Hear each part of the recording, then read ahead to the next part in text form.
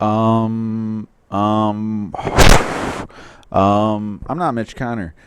And look at this. Now, I'm going to try not to get too excited about it. I found this yesterday. Former fighter says ISIS videos fake and full of lies. Yes, a former Islamic State fighter says that their videos are fake. Now, he apparently took part in them, and he actually goes about and approves them. Links are in the description, including the link to the video that he was supposedly in. Now, though we can't identify his face, he does actually take them to the sites, or the site where they actually did it. But it was a battle video. It wasn't an execution video. And I could say that my efforts are vindicated, except one thing. It still doesn't tie it to where I know it ties it to, which is basically the CIA, okay, with the creation of these. Now, going back to the start of these execution videos with Jihadi John and James Foley, Stephen Sotloff, etc., and how many of those people were that were supposedly executed were connected to USAID, United States Agency for International Development, which is a known CIA front. Okay. The CIA also has long-standing connections to Hollywood, of course. So it wouldn't really take that much for them to, recruit some agents and teach them to make videos and use both practical effects and CGI effects, which they have done for most of the executions. And what this guy participates in is actually practical effects.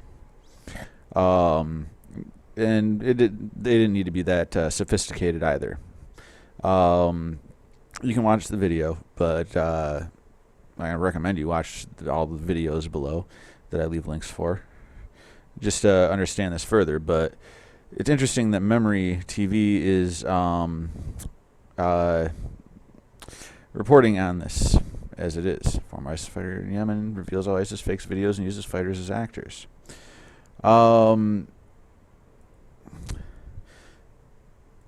Middle East Media Research Institute. I recommend you read up on this. Founded by a former military intelligence officer. And you might recognize some of these names on its board of directors, like Ehud Barak, John Bolton, Mr. Mustache, General Michael V. Hayden, maybe William Bennett, John Ashcroft. Those are very familiar names to me. I'm not familiar with every single one of these names, but most of them, yeah. And the other founder, Yigal Carmen's one founder, Meirav Wormser, who later left Memory in 2001, is an Israeli-born American scholar of the Arab world. She is also a senior fellow at the U.S. think tank, the Hudson Institute, who participated in a study that led to the report A Clean Break, a new strategy for securing the realm, a paper prepared for Likud party leader and then incoming Israeli Prime Minister Benjamin Netanyahu.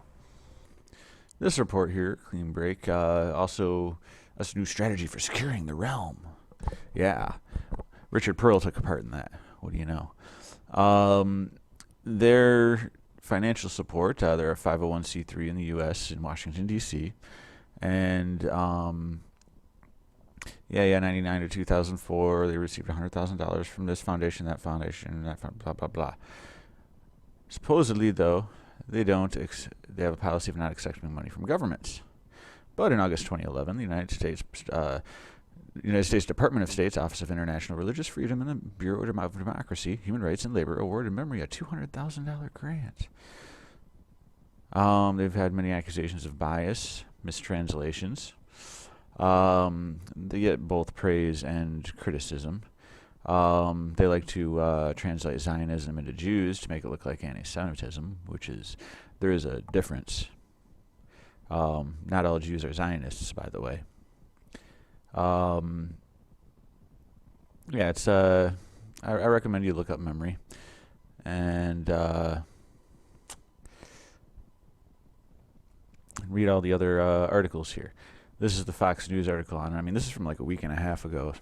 That's how busy I've been, but this The video is this guy from the Clarion Project, Ryan Morrow, comments, the video is partially a reaction to ISIS's growth in Yemen, but more broadly it is aimed at turning one of ISIS's greatest strengths, its propaganda production, into a weakness.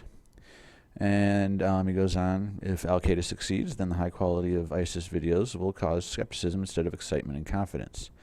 As if they're not already causing skepticism. I've broken down like 9 or 10 of them and shown that they're fake. The execution videos, not the battle videos.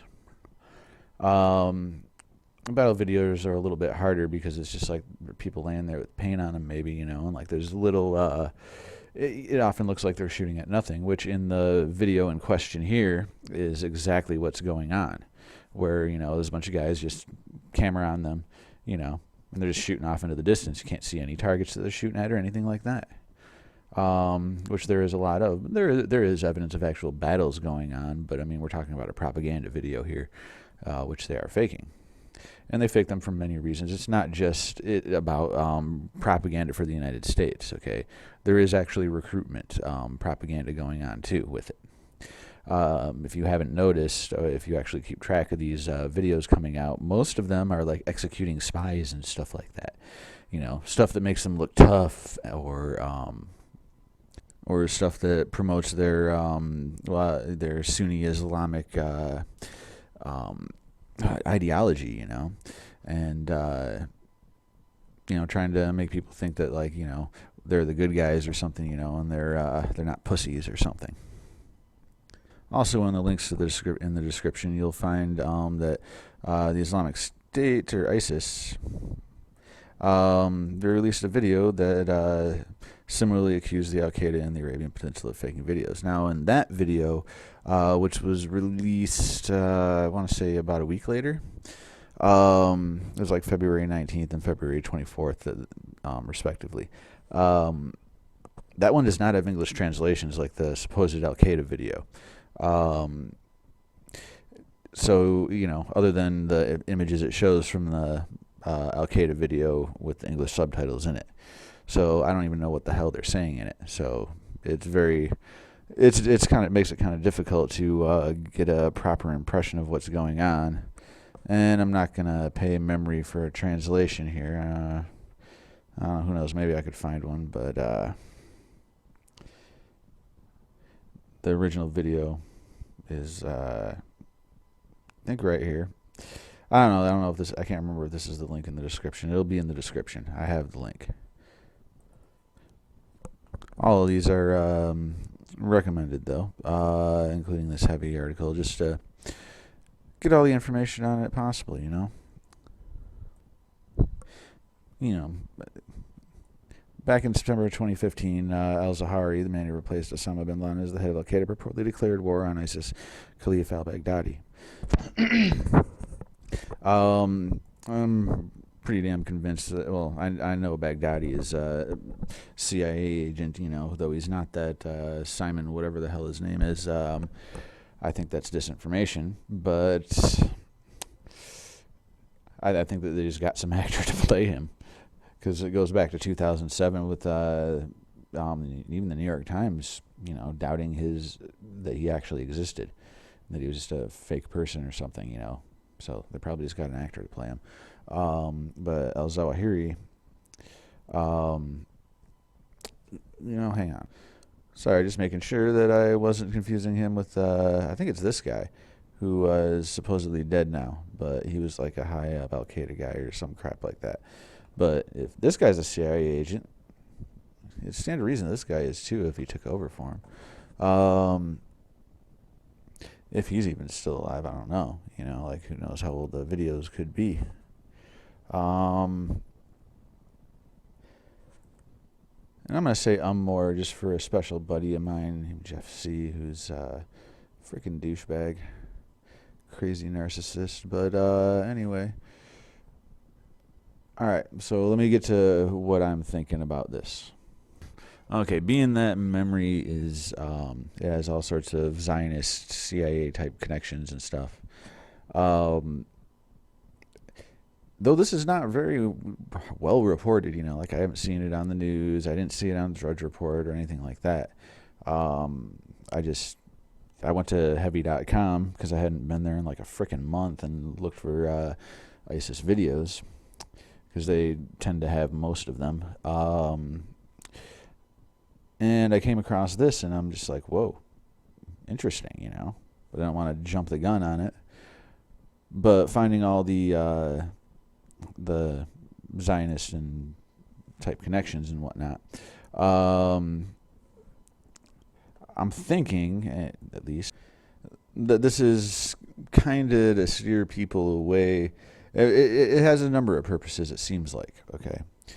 But one, as far as America goes, is to, or in the Western nations, English-speaking nations, you know, is to steer them away from,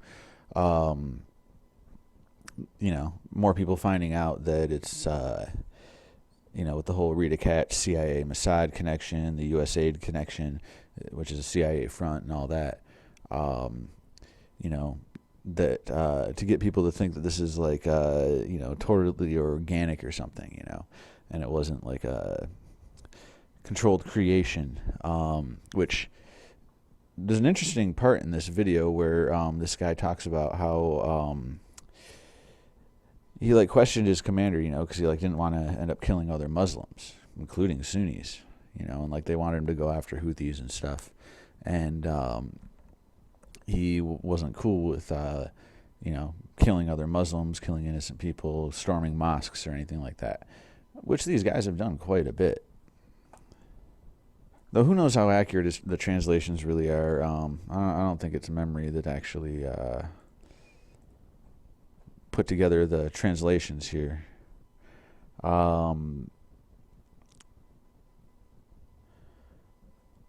I mean, nonetheless, the guy knew the location. He showed the exact locations of where the supposed fake dead bodies were. There were no blood stains.